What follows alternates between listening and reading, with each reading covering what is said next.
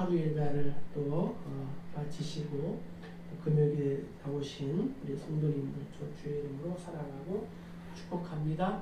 참 잘 나오셨습니다. 우리 몇 분 안 되지만 서로 인사합시다. 사랑합니다. 크게 축복합니다. 네, 오늘 우리가 하나님의 집 세우기라는 제목으로 말씀을 나누고 함께 또 기도하는 시간을 갖도록 하겠습니다.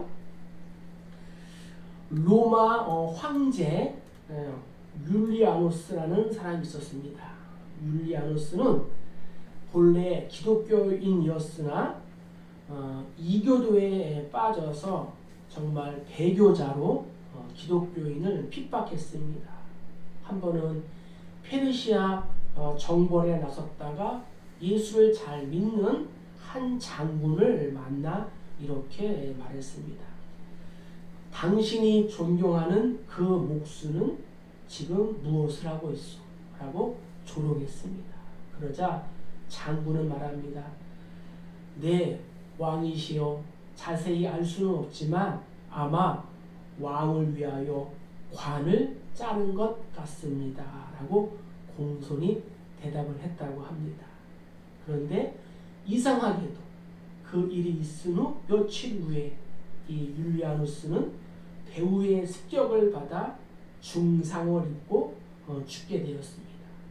그때 마지막으로 그가 한 말이 갈릴리 사람아 그대는 승리하였다 라고 외치며 죽었다고 합니다. 자, 150년 동안 정말로 부서져서 방치되어 있던 이 예루살렘 성벽의 재건 공사를 시작한 지 52일 만에 완공이 되었습니다. 이 일은 유다의 종교적 또 정치적 회복을 가져오는 중요한 계기가 되었습니다. 성전 재건 반대와 또한 음모가 따랐지만 성벽 재건 이 공사의 완공은 그것을 반대하는 자들은 물론 인접한 국가들에게까지도 하나님의 능력과 도우심에 대하여 두려움을 갖게 했습니다. 당시 이 포로에서 돌아온 유다의 형편은 매우 혼란스러웠습니다. 바벨론에 의하여 나라가 망하고 성전이 무너지고 또 성벽이 회파되어 폐허가 된 곳으로 다시 돌아온 예루살렘 백성들은 정신적, 경제적, 정치적으로 구원의 손길만을 기다리고 있었습니다. 이러한 상황 속에서 느헤미야의 성벽 재건 공사는 유다의 예루살렘의 새로운 희망을 불러일으킨 아주 일대 전환의 그러한 터닝 포인트가 되었던 것입니다. 자, 일반적으로 성을 함락하는 그러한 방법은 성벽을 무너뜨리고 또 성문에 불을 지르고 침입하는 것입니다. 그런데 이 불에 다 타버린 성벽을 쌓고 성의 문을 다시 닫았다 하는 것은 곧 공사의 완료와 함께 적의 침입으로부터 완벽한 방어 태세를 갖추었다는 것을 의미하기도 합니다. 나라의 국력은 곧 군사적 능력에 있다고 해도 과언이 아닙니다. 그래서 지구촌은 너도 나도 핵을 보유하려고 애쓰는 것이 아니겠습니까? 예루살렘은 이스라엘의 이 정치적인 중심지일 뿐만 아니라 종교적인 중심지이기도 했습니다. 당시 각종 절기와 또 의식 그리고 모든 예배가 예루살렘에서 이루어졌고 또 오직 예루살렘에만 이 성전이 있어 하나님의 임재를 경험하고 확인할 수 있는 장소였기 때문입니다. 자, 예루살렘 성벽이 완공되고 또 성문을 또 달았습니다. 이스라엘에 있어서 정말로 이 무너진 신앙을 다시 회복하며 또한 잃어버렸던 그러한 재단을 다시 쌓게 되는 그러한 영적인 그러한 동기가 되었던 것입니다. 자, 느헤미야는 예루살렘 성벽을 이제 수축하고 성문을 단 후에 이제 어떠한 일을 했는가? 자, 우리 1절과 2절을 한번 읽어보겠습니다. 성벽이 건축됨에 문짝을 달고 문지기와 노래하는 자들과 레위 사람들을 세운 후에 내 아우 하나니와 영문의 관원 하나냐가 함께 예루살렘을 다스리게 하였는데 하나냐는 충성스러운 사람이요 하나님을 경외함이 무리 중에서 뛰어난 자라. 아멘. 자, 느헤미야는 먼저 사역자들을 세웠습니다. 성벽이 완성되고 성문이 달자 느헤미야는 이제 사람들을 세워서 성을 지키고 다스리게 했습니다. 먼저 하나님의 이 사역을 감당하기 위하여 레위 사람들을 세웠습니다. 그리고 이 레위를 통하여서 그동안 중단되었던 하나님께 대한 제사, 이 예배가 다시 시작이 되었습니다. 명실공히 하나님 나라로서의 역할을 수행할 수 있게 되었던 것입니다. 그리고 동서남북으로 각 성문을 지키고 아침과 저녁에 성문을 열고 성문을 닫는 문지기 그리고 노래하는 자들 모두 레위 지파에 속한 사람들이었습니다. 이들의 역할은 종교적인 의무와 정치적인 의무를 동시에 수행하며 특히 문지기는 부정한 자들이 성전에 들어오는 것을 막아야 했고 또한 성 밖과 성 안에 있는 소식을 전하는 일을 담당하게 되었습니다. 그리고 느헤미야는 자신의 아우인 하나니야 또 총책임자인 하나냐를 세워서 예루살렘 백성들을 관리하고 다스리게 하였습니다.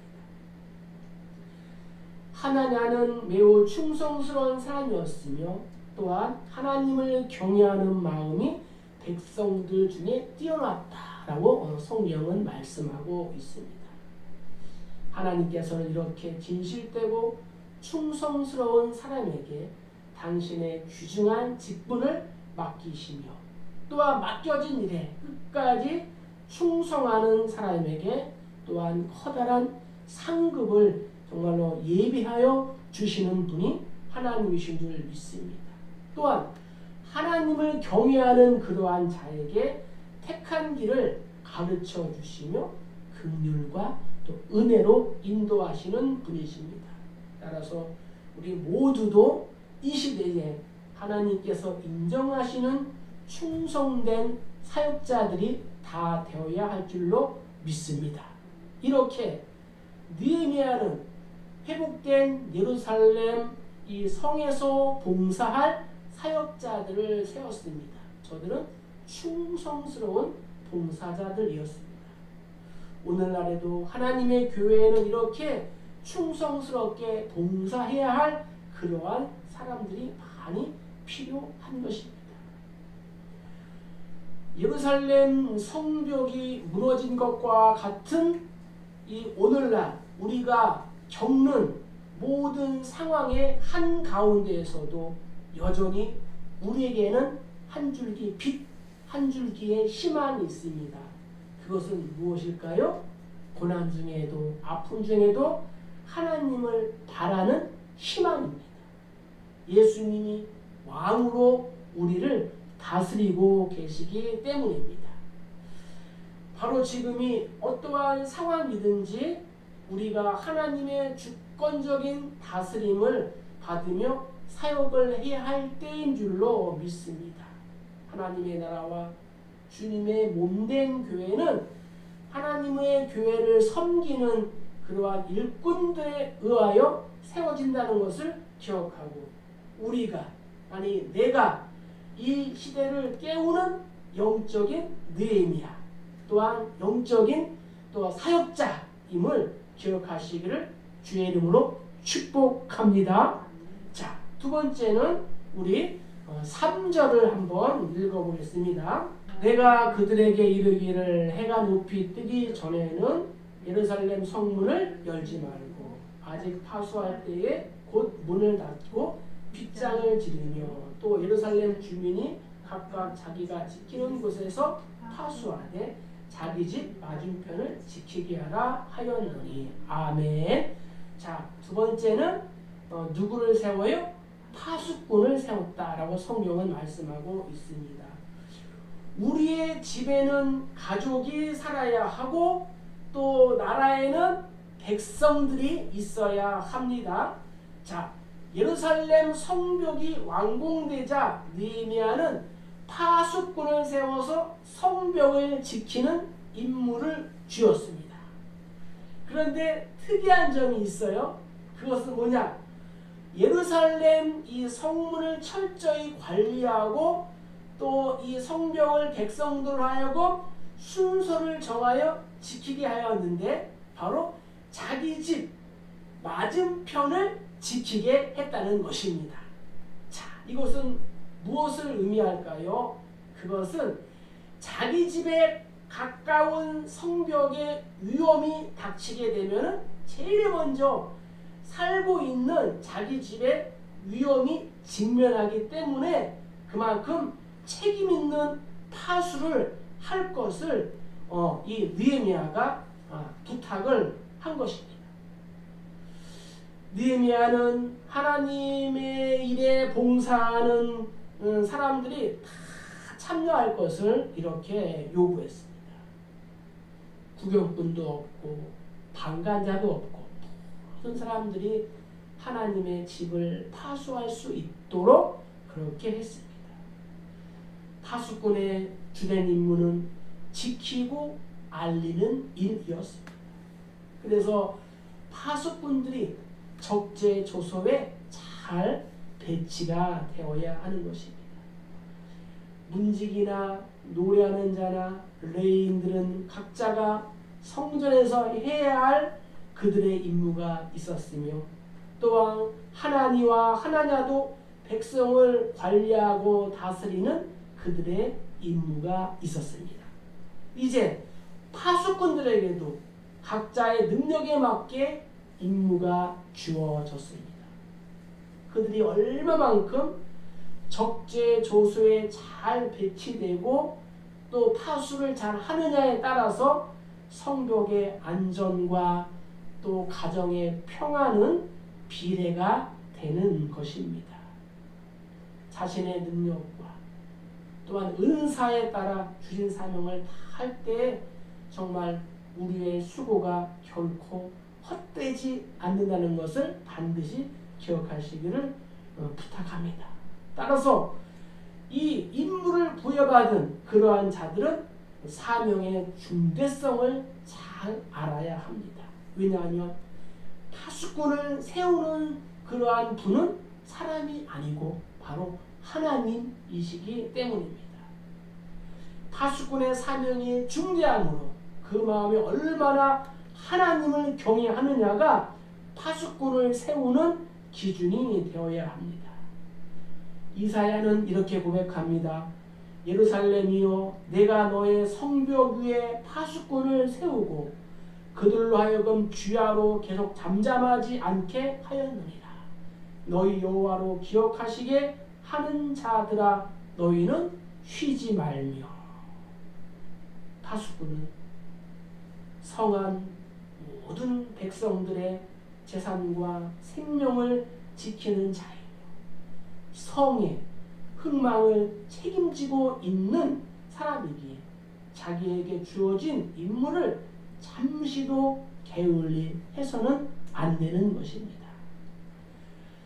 하박국 선지자는 이렇게 말합니다. 자신을 성루에 서서 망대를 지키는 파수꾼에 비유했습니다. 그는 높은 성류에 올라섰습니다. 높은 성류에 오르면 성 안이 훤하게 다 보이고 또한 성 밖의 움직임도 관찰할 수가 있습니다. 이렇게 성루에 오른 파수꾼은 성 안에 있는 사람들을 보호해야 할 그러한 책임이 있습니다. 그래서 파수꾼은 깨어있는 사람들입니다. 파수꾼들이 방심하고 앞을 살피지 않는다면 성 안에 있는 사람들은 위험에 지게 되는 것입니다. 1921년 2000여 명의 승객을 태운 영국의 호화 여객선 타이타닉호 의기양양하게 퀸스타운 항을 출발했지만 천여 출항에서 거대한 빙산에 부딪혀서 침몰하여 1,400여 명이 목숨을 잃고 말았습니다. 그때 망루에 있던 파수꾼들이 정신을 똑바로 차리고 앞에 떠 있는 빙산을 조금만 더 일찍 발견했더라면 그 배는 침몰하지 않았을 것입니다. 우리의 신앙의 성벽 위에도 하나님을 경외하는 마음으로 파수꾼을 세워서 하나님의 뜻을 이루어 나가야 할 줄로 믿습니다. 성도는 생명의 파수꾼입니다. 성도는 교회의 파수꾼인 줄 믿습니다. 그렇습니다. 성도인 우리는 영적인 레위인, 또 하나님을 섬기는 제사장, 또 세상을 복음으로 섬기는 그러한 왕인 줄 믿습니다. 할렐루야. 자, 나에게 이렇게 고백합시다. 나는, 따라합시다. 나는 영적인 레위인, 하나님을 섬기는 제사장, 세상을 복음으로 섬기는 왕입니다. 왕입니다. 할렐루야. 그렇습니다. 하나님의 교회에 또 내 마음의 신앙에 영적인 그러한 파수꾼을 세우시기를 주의 이름으로 간절히 축복합니다. 자, 이제 마지막으로 우리 5절을 한번 읽어보겠습니다. 내 하나님이 내 마음을 감동하사 귀족들과 민장들과 백성을 모아 그 계보대로 등록하게 하심으로 내가 처음으로 돌아온 자의 계보를 얻었는데 거기에 기록된 것을 보면 아멘. 자, 세 번째 우리가 할 일은 하나님의 집을 우리가 채워야 한다는 것입니다. 예루살렘 성벽이 재건됨으로써 예루살렘은 옛날과 같은 이 요새 도시로서의 면모를 갖추게 되었습니다. 그러나 그 성을 지키고 또 성을 유지해 갈 만한 그러한 인구가 있어야 했습니다. 그런데 4절에 보니까 그 성읍은 광대하고 그 주민은 적으며 가옥은 미처 건축하지 못하였음이니라 라고 말씀하고 있습니다. 아무리 우리가 성벽을 견고하게 쌓았다 할지라도 성을 지킬 만한 사람이 없다면 아무런 의미가 없는 것입니다. 더욱이 예루살렘 성 안에는 무엇이 있습니까? 하나님의 성전이 있습니다. 성전은 이스라엘의 생명과 또한 삶의 핵심이며 모든 가치의 원천 근본이었습니다. 따라서 예루살렘 성 안에 백성들이 많아야 하는 이유는 안보상의 이유와 종교상의 이유 때문입니다. 예루살렘에 백성들이 많게 하기 위하여 느헤미야가 한 일이 있습니다. 그것은 우리가 나중에 봐야 되지만 11장에 보면은 예루살렘의 인구 증가 이 정책으로 유다 지파와 베냐민 지파로부터 약 10분의 1씩 이렇게 제비 뽑아서 예루살렘에서 살게 했습니다. 느헤미야는 이 예루살렘의 인구 정책에 있어서도 11조의 그러한 원리를 적용했습니다. 국가의 모든 정책이 하나님의 말씀으로부터 나온다는 것은 참으로 복된 일입니다. 예수님께서도 내 집을 강권하여 채워라. 주인이 종에게 이르되 길과 산 울타리로 가서 사람을 강권하여 데려다가 내 집을 채워라 말씀하셨습니다. 우리는 우리의 교회의 주의 백성들로 우리의 가정에 구원받은 생명들로 채워야 될 줄로 믿습니다. 이 도시에 구원받지 못한 사람이 아직도 있는데 우리가 그대로 있고 방치한다는 것은 나의 사명을 망각하는 일입니다.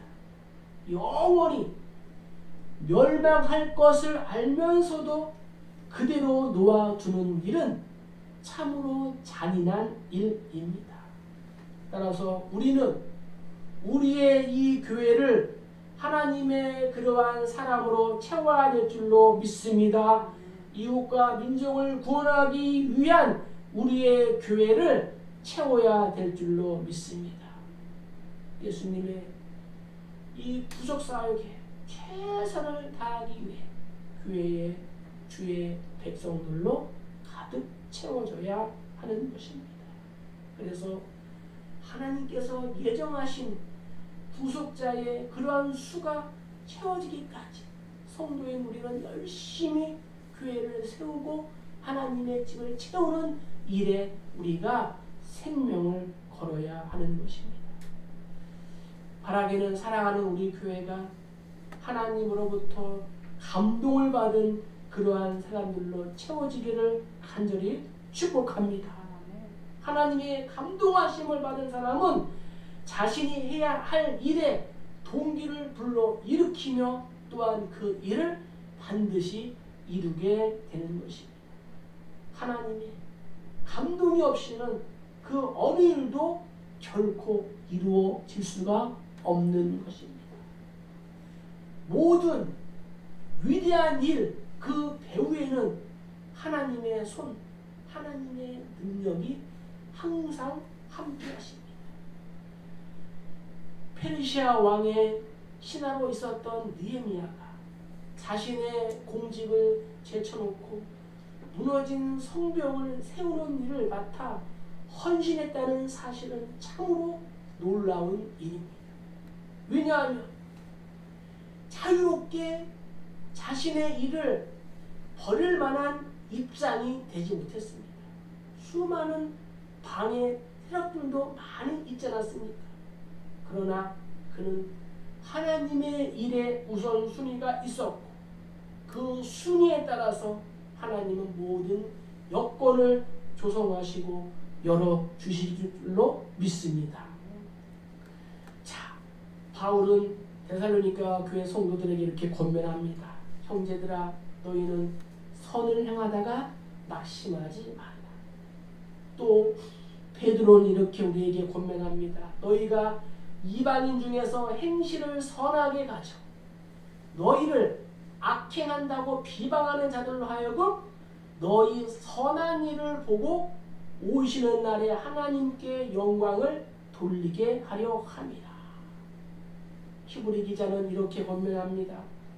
오직 선을 행함과 서로 나누어 주기를 잊지 말라. 하나님은 이 같은 제사를 기뻐하시느니라. 할렐루야.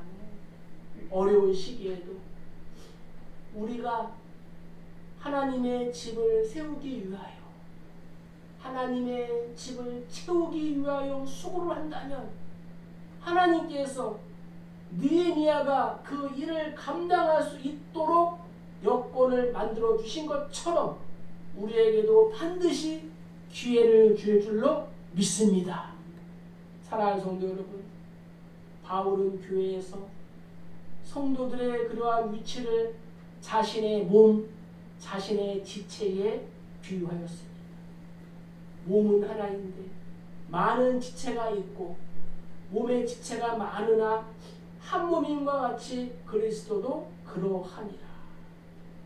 우리의 몸에는 수많은 지체가 각자 맡은 자기 일을 함으로 몸의 활동을 원활하게 만들어 줍니다.